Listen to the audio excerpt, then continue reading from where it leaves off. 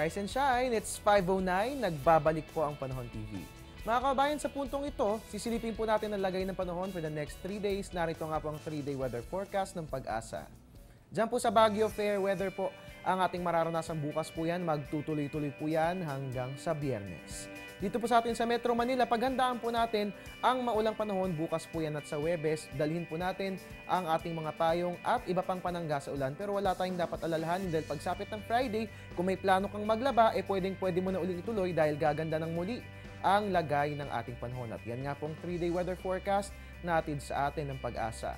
Ngayon naman ituloy-tuloy po natin ang pagsilip sa lagay ng panahon dyan po sa mga lugar kung saan ginaganap ang relief at rescue operations. Narito nga po ang 24-hour weather forecast ng Pag-asa.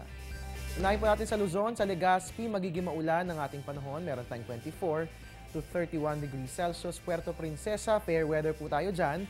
At magkakaroon tayo ng 25 to 31 degrees Celsius.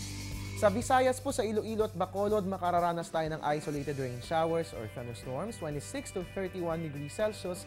Metro Cebu, fair weather po tayo dyan, 25 to 32 degrees Celsius. At good news po para po sa mga Taclobanon, dahil maganda po ang aasahang panahon ngayong araw, meron tayong 24 to 31 degrees Celsius.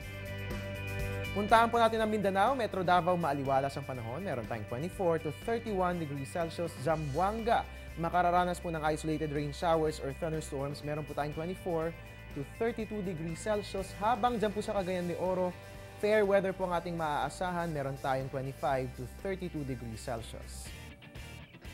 At time check po muna tayo, 5:11 ayon sa Philippine Standard Time. Huwag po kayong aalis, magbabalik pa po ang Panahon TV.